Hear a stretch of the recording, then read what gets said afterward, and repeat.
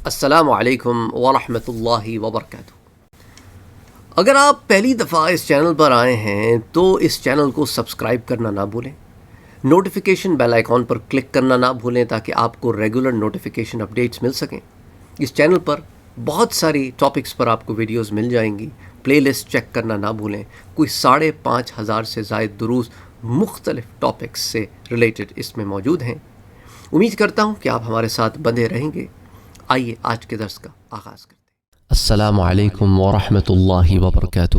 حضرت خالد ابن ولید رضی اللہ تعالی عنہ کی حیات کو، آپ کی لائف ہسٹری کو ہم ڈسکس کر رہے ہیں۔ اس ضمن میں ہم اس مقام پر پہنچے ہیں کہ مسیلمہ بن حبیب یہ قبیلہ بنو حنیفہ کا ایک فرد تھا جو عام الوفود تھا۔ وفود کا سال تھا جس میں جوق در جوق، گروپس در گروپ لوگ مدینے آ کر مسلمان ہوئے۔ تو یہ اس سال بنو حنیفہ کے وفد کے ہمراہ مدینے پہنچا۔ اس کی بڑی تفصیل ہم سیرت النبی صلی اللہ علیہ وآلہ وسلم کے ضمن میں دیکھ چکے ہیں۔ اچھا، پھر حضرت ابو بکر صدیق رضی اللہ تعالی عنہ کی سیرت میں بھی ہم اس سے متعلق بات چیزیں ڈسکس کر چکے ہیں۔ تو بہرحال اس وفد کے اراکین نے اسے اپنے اونٹوں کی حفاظت کے لیے پیچھے چھوڑ دیا اور خود حضور صلی اللہ علیہ وآلہ وسلم کی خدمت میں حاضر ہو کر وہ اسلام لے آئے۔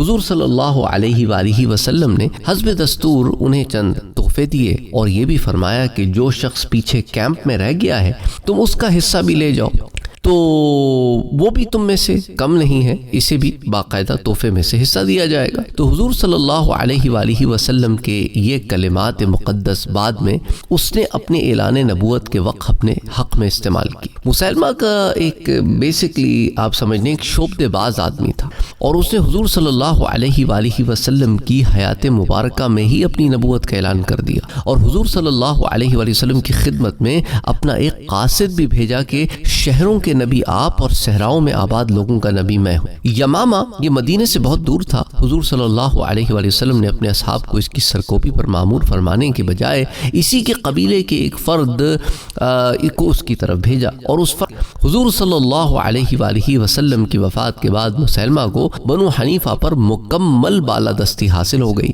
شکل و صورت میں مسیلمہ ایک ہیبت ناک، ایک کریہ المنظر، یعنی دیکھنے سے اسے کراہیت محسوس ہو ایسا آدمی تھا۔ چھوٹا اس کا قد تھا، پس قامت تھا، مگر انتہائی توانا شخص تھا اور عبارتیں جو گھڑتے ہیں نا، جو بناوٹ جو بناتے ہیں عبارتیں، اس میں اسے خاص ملکہ حاصل تھا۔ تاریخ میں اور عربی ادب کی کتب میں اس کے بعض کلمات بھی موجود ہیں۔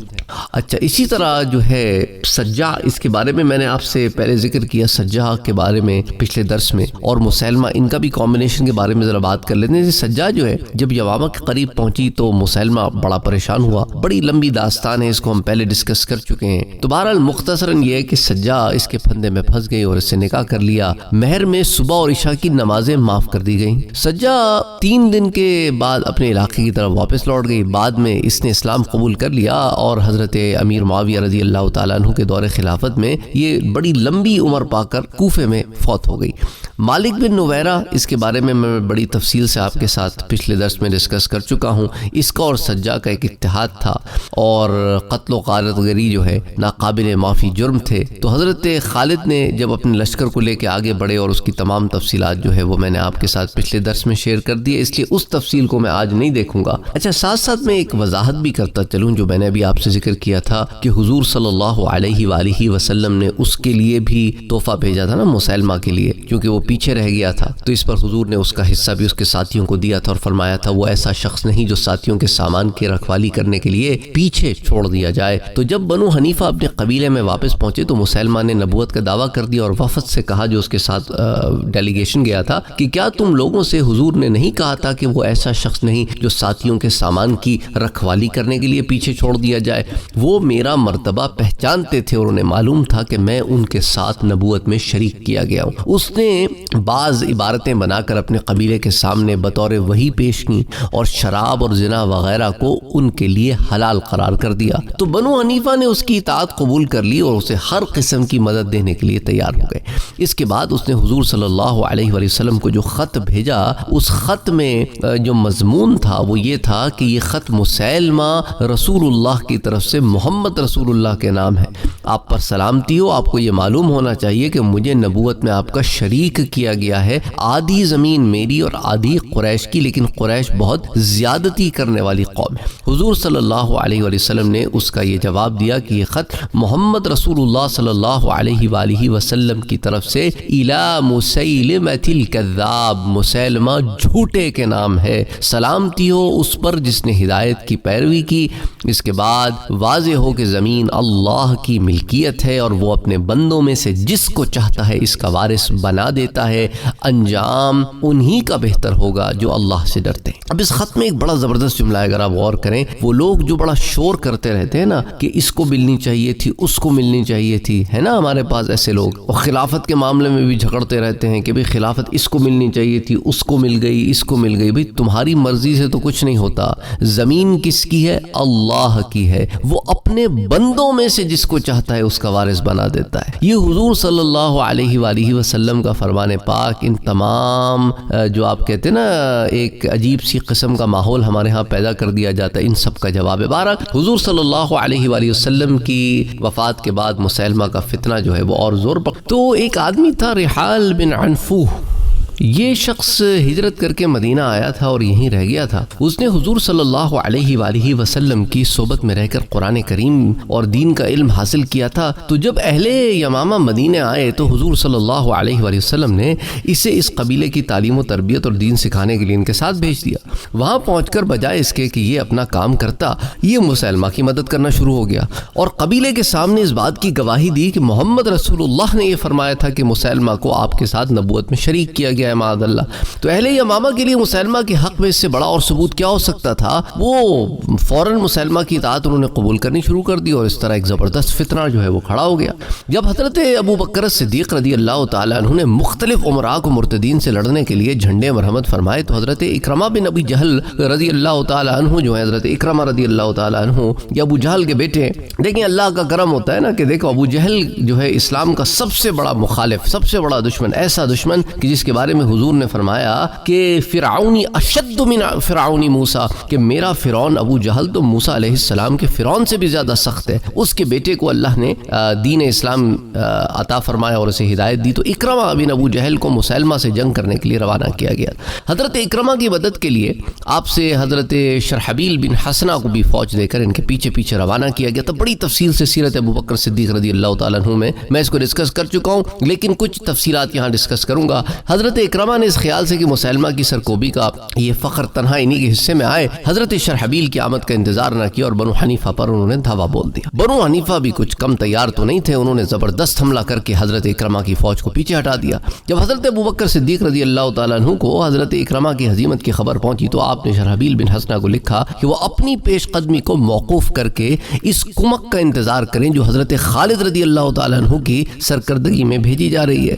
حضرت شرحبیل کو چاہیے تھا کہ وہ حضرت اکرمہ کی شکست سے نصیحت حاصل کرتے، لیکن ان سے بھی وہی غلطی سرزد ہوئی جو حضرت اکرمہ سے ہوئی تھی۔ انہوں نے بھی حضرت خالد کی آمد کا انتظار کیے بغیر مسیلمہ کی فوج پر حملہ کر دیا اور مسیلمہ کی فتح یاب فوج کے مقابلے میں شرحبیل کی فوج بھی نہ ٹھہر سکی اور اسے بھی شکست ہو گئی۔ حضرت خالد رضی اللہ تعالیٰ عنہ کو حضرت ابو بکر صدیق رضی اللہ تعالیٰ عنہ نے مالک بن نویرہ کے قتل کی جواب دہی کے لیے مدینہ طلب فرمایا تھا۔ حضرت خالد کے عذرات کو قبول کرنے کے بعد آپ نے انہیں مسیلمہ سے لڑنے کے لیے یمامہ کی طرف بھیج دیا اور مہاجرین و انصار کی ایک جمعیت بھی آپ کے ساتھ روانہ کر دی۔ انصار پر ثابت ابن قیس ابن شماس امیر تھے اور مہاجرین پر ابو حذیفہ اور زید بن خطاب۔ مہاجرین و انصار کے علاوہ جو دوسرے قبائل اس گروہ میں شامل تھے ان میں سے ہر ایک پر ایک امیر مقرر تھا۔ حضرت خالد رضی اللہ تعالیٰ عنہ مدینے سے کوچ کر کے بطہ پہنچے اور وہاں لشکر کی تنظیم جو ہے وہ نئے سرے سے شروع کی اور اس کے بعد آگے بڑھے اور مسیلمہ کے علاقے میں پہنچ گئے۔ حضرت ابو بکر صدیق رضی اللہ تعالیٰ عنہ نے حضرت خالد رضی اللہ تعالیٰ عنہ کے روانہ ہونے کے بعد سلید کو مسلمانوں کی ایک جمعیت کے ساتھ روانہ کیا اور انہیں حکم دیا کہ وہ پیچھے رہ کر اس کی حفاظت کرے تاکہ دشمن مسلمانوں کی فوج پر بے خبری میں پیچھے سے حملہ نہ کر دے۔ جب حضرت خالد رضی اللہ تعالیٰ عنہ حضرت شرحبیل کے پاس پہنچے اور انہیں ان کی شکست کا حال معلوم ہوا تو وہ حضرت شرحبیل پر بہت ناراض ہوئے اور انہوں نے انہیں کہا کہ بھئی خلیفہ کے احکام کی آپ نے خلاف ورزی کی ہے، مسلمہ کی فوج پر آپ نے تنہا حملہ کیوں کر دیا؟ بھئی آپ کو چاہیے تھا کہ آپ ہمارا انتظار کرتے. جب مسلمہ کو حضرت خالد کی آمد کا حال معلوم ہوا تو وہ 40,000 کی ایک بڑی جمعیت لے کر نکلا اور اقربہ میں اس نے پڑاؤ ڈال دیا. یہ اقربہ جو ہے یہ یمامہ کی ایک بستی ہے جو نباج کے راستے میں پڑتی ہے. الغرض یہ جو ہے العرض نام کے ایک ضلع میں قرقری کے قریب یہ جگہ واقع ہے. تو یہ جگہ جو ہے یمامہ کی سرحد پر ہے اور یمامہ کا ایک زرخیز علاقہ جو ہے اس کے پیچھے ہے. مسلمہ نے یہاں اس لیے پڑاؤ ڈالا کہ مسلمہ جو ہے یہ چاہتا تھا کہ مسلمان یمامہ کی سرزمین کو روند نہ سکیں اور وہ تخت و تاراج ہونے سے بچ سکے. حضرت خالد رضی اللہ تعالیٰ عنہ بھی اپنی فوج کے ہمراہ وہاں پہنچ گئے. دونوں فوجیں میدان میں نکلی. حضرت خالد رضی اللہ تعالیٰ عنہ نے یہ میمنہ اور میسرہ پر زید بن خطاب اور ابو حذیفہ کو مقرر کیا. خود آپ جو ہے یہ بالکل سامنے جس کو مقدمۃ الجیش کہتے ہیں نا سامنے والی جو ہے اس پر آپ خود آئے. شرحبیل بھی مقدمہ میں تھے. ادھر مسلمہ کے میمنہ اور میسرہ پر محکم الیمامہ اور رحال بن عنفو مقرر تھے. اچھا رحال بن عنفو ہی سب سے پہلے میدان جنگ میں مسلمانوں کے مقابلے کے لیے نکلا. اسے عبد الرحمن بن ابو بکر نے تیر مار کر ہلاک کر دیا. جنگ شروع ہو گئی. رفتہ رفتہ لڑائی میں شدت پیدا ہوتی گئی. دونوں فریقوں میں سے کوئی فریق بھی پیچھے ہٹنے کے لیے تیار نہ تھا. دونوں طرف سے جو ہے سر دھڑ کی بازی لگائی ہوئی تھی. بہرحال حضرت خالد بن ولید رضی اللہ تعالیٰ عنہ تمام صورتحال پر کڑی نظر رکھے ہوئے تھے. کچھ دیر کے بعد انہوں نے محسوس کیا کہ اگر لڑائی اسی شدت سے جاری رہی اور بنو حنیفہ اسی طرح سے بے جگری سے لڑتے رہے تو مہاجرین و انصار کو چھوڑ کر دیگر قبائل عرب جو فوج میں شامل ہیں ہمت ہار بیٹھیں گے, جس کا نتیجہ یہ ہوگا کہ وہ مہاجرین اور انصار کی طاقت کو بھی کم کر دیں گے.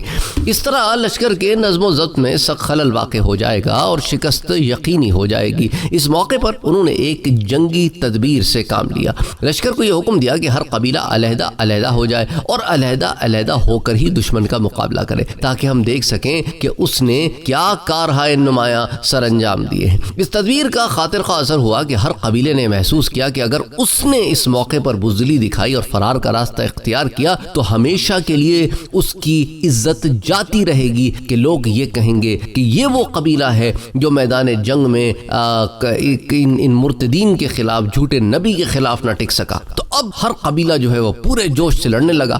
مسلمان بڑی بہادری سے جنگ کرتے رہے مگر بنو حنیفہ کی جانب سے پیچھے ہٹنے کے آثار جو ہے وہ بالکل دکھائی نہ دیتے تھے. بدستور میدان جنگ میں ڈٹے ہوئے مسلمانوں پر زوردار حملے کرتے رہے. حضرت خالد نے سوچا کہ جب تک مسلمہ قتل نہ ہوگا بنو حنیفہ کا زور کم نہ ہوگا. چنانچہ آپ نے اسے دعوت مبارزت دی جو اس نے قبول کر لی. یہ دعوت مبارزت یہ ہوتی تھی کہ بھئی آؤ ہم 1 on 1 لڑتے ہیں. بہرحال آپ آگے بڑھے اور اس کے سامنے بعض ایسی شرائط صلح پیش کرنی شروع کی جو سراسر اس کے حق میں جاتی تھی. ہر شرط پر مسلمہ اپنا منہ اس طرح پھیر لیتا تھا گویا وہ اللہ سے مشورہ کر رہا اور ڈھونگی باز تھا.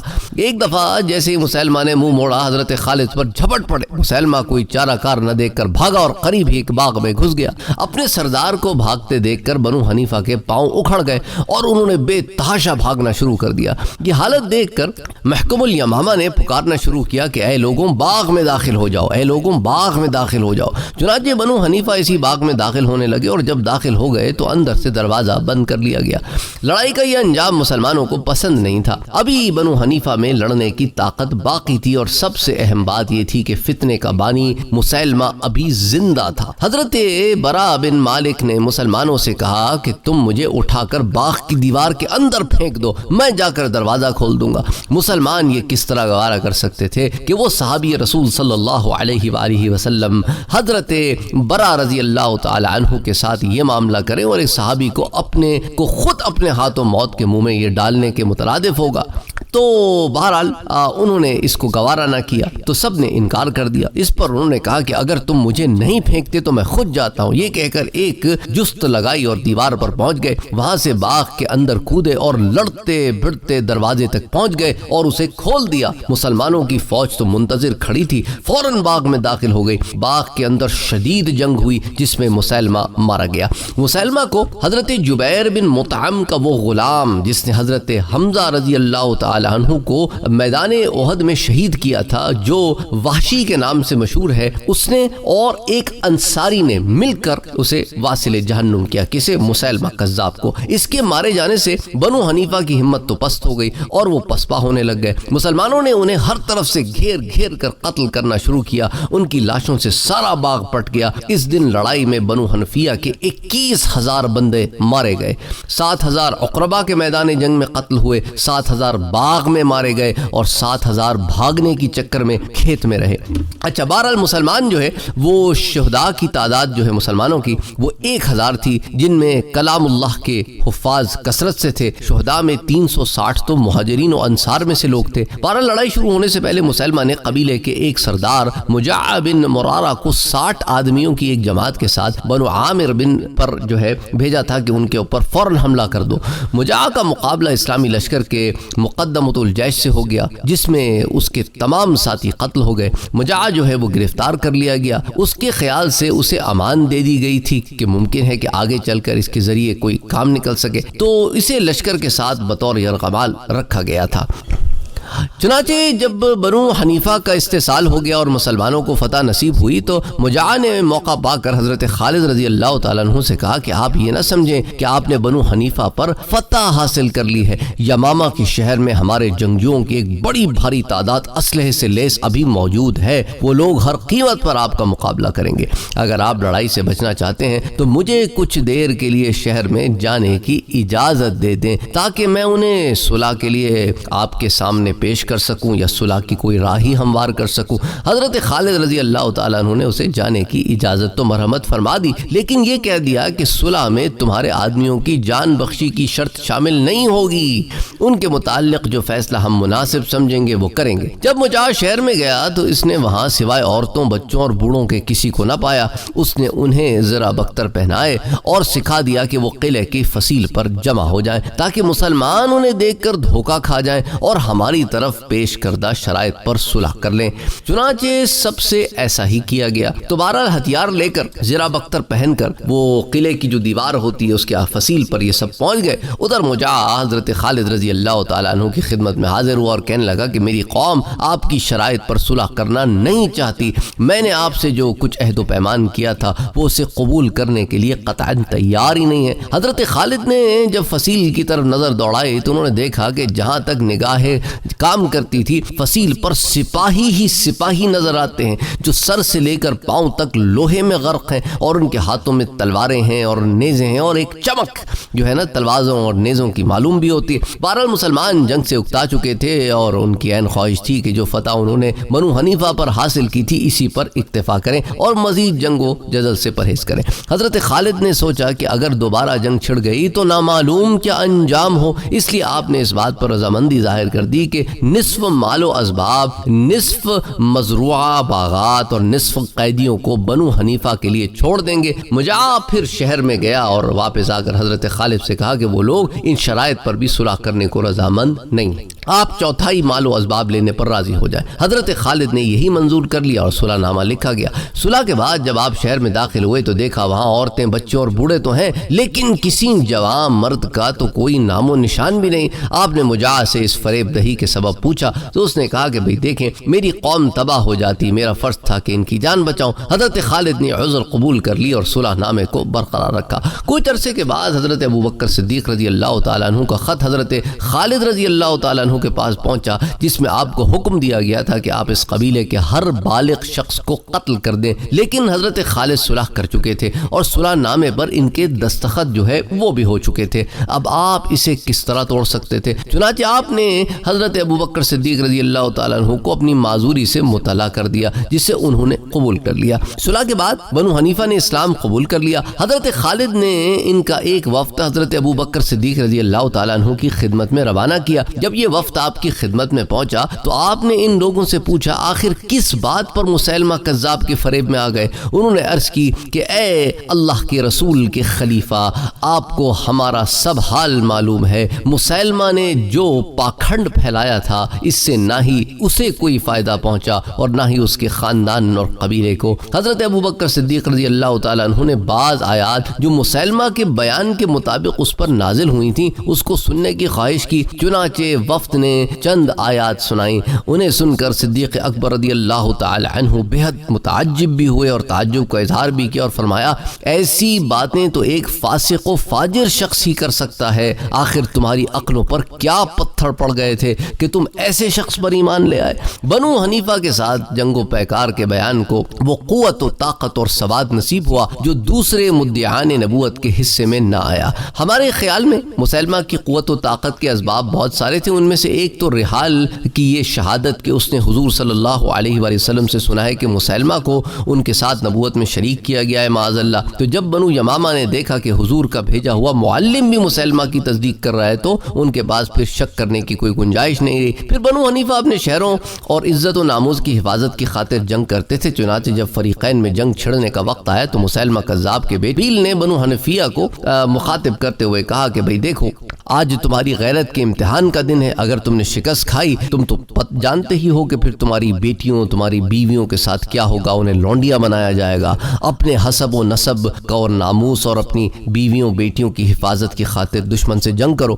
پھر بنو حنیفہ اپنے علاقے اور اس کے راستوں پہاڑوں اور گھاٹیوں سے خوب واقف بھی تھے، لیکن مسلمان اس علاقے سے واقف نہیں تھے۔ ظاہر ہے کہ وہ فریق جو کسی علاقے کے چپے چپے سے واقف ہو اس کو ایک ایڈوانٹیج ہوتا ہے۔ پھر اکرمہ کو شکست دینے کے بعد بنو حنیفہ کی جو ہمتیں تھی وہ بڑھ گئی تھی۔ اس کے بعد جب انہوں نے شرحبیل کے لشکر کو بھی شکست دے دی تو ان کی قوت و جرت اور بڑھ گئی، اور اس کے بعد حضرت شرحبیل کے لشکر کو بھی شکست دینے کے بعد وہ ایک قوت اور جرت ان میں اور بڑھ گئی۔ تو جب حضرت خالد رضی اللہ تعالی عنہ نے ان پر حملہ کیا تو وہ تو بہت دلیر ہو چکے تھے۔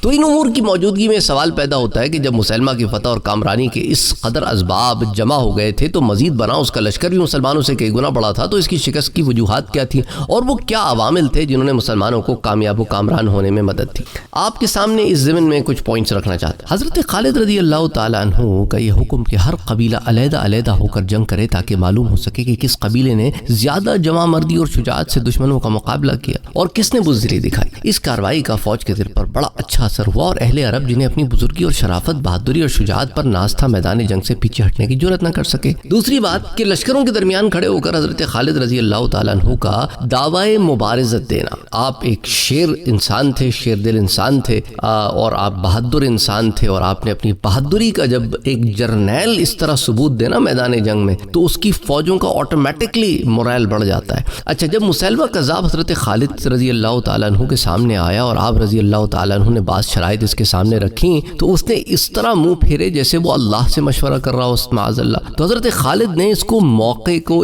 کو غنیمت جانا اور اس کے اوپر جب حملہ کیا اور وہ وہاں سے بھاگ گیا تو یہ کیسا ہے جو آدمی جو اپنے آپ کو نبی بھی کہتا ہے اور بدحواس ہو کر بھاگ بھی جاتا ہے، تو اس کی اس بدحواسی کو دیکھ کر اس کے سپاہیوں کے پاؤں کھڑ گئے اور وہ جیسے چھپنے بھاگا تو اس کی فوجی بھی اس کے پیچھے چھپنے چلے گئے۔ پھر حضرت خالد رضی اللہ تعالیٰ عنہ کے ساتھ مخلصین کی ایک بڑی بھاری تعداد تھی جنہوں نے آپ کو اب جو ہے نہیں چھوڑا، مشکل وقت میں بھی نہیں چھوڑا اور آپ کے ساتھ ڈٹے رہے، اور ان کی نظر میں صرف ایک ہی چیز تھی، وہ اللہ تعالیٰ کی خوشنودی تھی، اللہ تعالیٰ کی رضا تھی۔ چنانچہ حضرت حذیفہ پکار کر کہہ رہے تھے، یا اہل القرآن، اے قرآن والوں، قرآن کو اپنے کارناموں کے ذریعے زینت دو۔ اسی طرح زید بن خطاب کہہ رہے تھے کہ اے لوگوں اپنی نظریں نیچی رکھو اور پیش قدمی کرتے ہوئے دشمنوں کا کام تمام کر دو۔ ان لوگوں کی بدولت ہی جو اپنی جانیں ہتھیلی پر رکھے ہوئے تھے مسلمانوں کو فتح نصیب ہوئی۔ پھر حضرت ابوبکر صدیق رضی اللہ تعالیٰ عنہ نے سلید کو کچھ فوج کے ساتھ مسلمانوں کے عقب کی پیچھے کی حفاظت پر مامور فرمایا تھا، تو مسلمہ کے لشکر سے جنگ کرنے کے دوران مسلمانوں کو یہ اطمینان تھا کہ پیچھے سے تو ہم محفوظ ہیں، پیچھے سے اگر کوئی حملہ کرے گا تو ہماری ہی فوج موجود ہے جو ہمیں پیچھے سے پروٹیکشن دے گی۔ اچھا، بعض لوگوں نے مسلمہ کی مدد صرف قومی عصبیت کی وجہ سے کی تھی، حالانکہ انہیں اس بات کا یقین تھا کہ مسلمہ اپنے دعوے میں جھوٹا ہے، کم از کم انہیں اس بارے میں شک تو ضرور تھا۔ ان کو متزلزل کرنے، ان کے دلوں میں ہیجان برپا کرنے اور ان کے عزائم میں رکاوٹ ڈالنے کے لیے یہ شک کافی تھا۔ ان اسباب کے باعث حضرت خالد رضی اللہ تعالیٰ عنہ کے لیے کامیابی و کامرانی کی راہ صاف ہو گئی، اور مسلمانوں کی چھوٹی تعداد، قلیل تعداد میں ہونے کے باوجود مسلمہ کے عظیم الشان لشکر پر فتح حاصل کر لی اور مسلمانوں کے فتنے کو نیست و نابود کر دیا۔ بنو حنیفہ سے فارغ ہونے کے بعد بعد حضرت خالد بن ولید رضی اللہ تعالیٰ عنہ یمامہ کی ایک وادی میں جسے الوبر کے نام سے جانا جاتا ہے وہاں مقیم ہو گئے. یہیں پر آپ کو حضرت ابو بکر صدیق رضی اللہ تعالیٰ عنہ کی طرف سے نیکسٹ احکامات ملے کہ آپ نے اب عراق کی طرف جانا ہے اور فارس کو فتح کرنا ہے. تو یہ احکام آپ کی طرف آئے. تو انشاءاللہ تعالیٰ پھر اگلے درس میں ہم عراق میں حضرت خالد رضی اللہ تعالیٰ عنہ کی فتوحات کو ڈسکس کریں گے. ایون دو میں حضرت ابو بکر صدیق رضی اللہ تعالیٰ عنہ کی سیرت میں آپ کے ساتھ اس واقعے کو وہ ڈسکس کر چکا ہوں، لیکن اس واقعے کو ایک دفعہ پھر دہرا لیتے ہیں انشاءاللہ تعالیٰ کہ مسیلمہ کذاب کو واصل جہنم کیسے کیا گیا. اس ضمن میں آپ کو بتا چکا ہوں کہ صحابی رسول صلی اللہ علیہ وآلہ وسلم حضرت برا بن عازب ایک بہت ہی بہادر صحابی تھے. انہوں نے کہا کہ بھئی مجھے فصیل کے دروازے سے فصیل کے دوسری طرف دیوار کے پھینک دو تو میں تمہارے لیے دروازہ کھول دیتا ہوں. تو جب لوگوں نے ایسا نہیں کیا تو آپ نے خود ہی ایسے کیا اور آپ نے جا کے آگے ان کے باغ کا جو ہے وہ دروازہ کھول دیا اور اس کے بعد مسلمان جو ہے وہ اس کے اندر داخل ہو گئے. اور ہزاروں دشمنوں کے اس کی تعداد میں یوں اکیلے تنہا گھس جانا یہ ایک بہت قوت ایمانی اور ایک جذبہ جہاد کی ایک بہت ہی اعلیٰ مثال ہے. تو اس طرح آپ دروازے کے پاس کھڑے آپ نے چند مرتدین کو قتل کر کے دروازہ کھول دیا اور مسلمان سرفروش ایک سیلاب کی صورت میں باغ میں داخل ہو گئے اور جنگ یمامہ کا آخری خونی دور شروع ہو گیا. اچھا جگہ تنگ تھی، مرتدین قتل ہوتے رہے اور مسلمان بھی قلت سے سرفراز ہوتے رہے. مسلمہ یہ ہار ماننے کے لیے تیار نہ تھا، مگر جب اس نے حالات بدلتے دیکھے تو خود بھی اس نے تلوار لی اور میدان میں کود پڑا.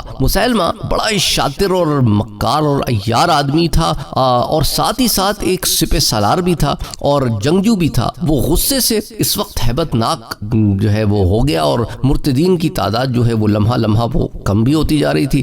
اچانک حضرت حمزہ رضی اللہ تعالیٰ عنہ کو شہید کرنے والا وحشی جو ہے اس کی نظر پڑی اس کے اوپر. تو ایک طرف تو وحشی مسلمہ کی طرف بڑھ رہا تھا اور دوسری طرف سے صحابی رسول حضرت ابو دجانہ رضی اللہ تعالی عنہ جو ہے وہ بھی اس کی طرف بڑھ رہے تھے. اچانک لڑتے لڑتے مسلمہ وحشی کی زد میں آ گیا. تو وحشی نے ایک اپنا جو اس کا چھوٹا حربہ ہوتا ہے نا وہ اس نے کھینچ کر مارا تو مسلمہ کو لگا اور وہ ایک دم زمین پر گر پڑا. حضرت ابو دجانہ رضی اللہ تعالی عنہ نے آگے بڑھ کر اس کا سر کاٹ کر تن سے جدا کر دیا. تو یوں یہ جھوٹا نبی مسلمہ کذاب واصل جہنم ہوا.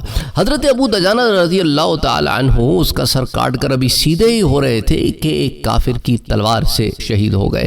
بہرحال یہ اس واقعے کی تفصیلات تھیں کہ کس طرح یہ شخص واصل جہنم ہوا. اچھا جیسا کہ میں نے آپ کو بتایا کہ مجاع کی دور اندیشی نے اس کی قبیلے کی حرمت کو بھی بچا لیا. البتہ حضرت خالد بن ولید رضی اللہ تعالیٰ عنہ اس بات سے واقف تھے کہ ان کی جو منتشر تعداد ہے مرتدین کی وہ ادھر ادھر پھیلی ہوئی ہے. تو اس خدشے کے پیش نظر حضرت خالد رضی اللہ تعالیٰ عنہ نے اپنی فوج کو 2 دن کے آرام کے بعد متعدد دستوں میں بانٹ کر یمامہ کے نواحی علاقوں میں مرتدین کو قتل یا گرفتار کرنے کے لیے بھیجا.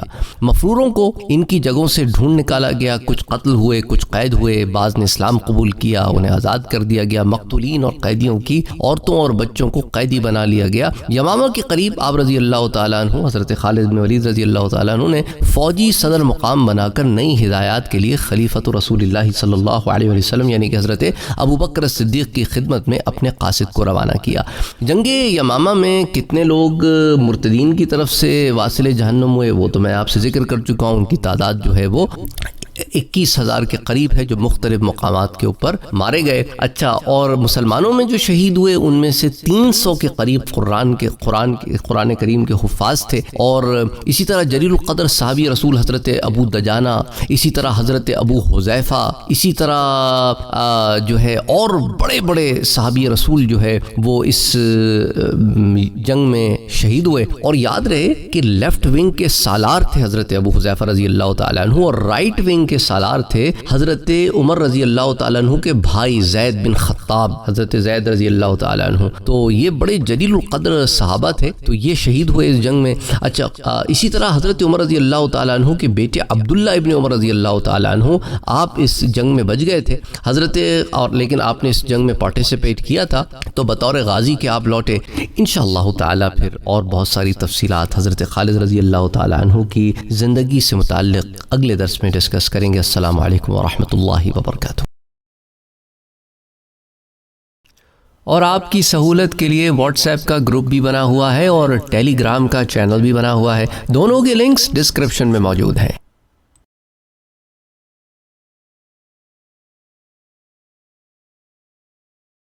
اگر آپ نے ابھی تک ہمارے چینل کو سبسکرائب نہیں کیا ہے تو سبسکرائب کا بٹن دبائیں، بیل کے آئیکن کو پریس کریں تاکہ آپ کو ریگولر نوٹیفیکیشن اپڈیٹس مل سکے اور آپ ہمیں ہمارے لائیو سیشنز میں بھی جوائن کر سکیں. ویڈیو پسند آنے کی صورت میں لائک، شیئر اور کمنٹ کرنا نہ بھولیں.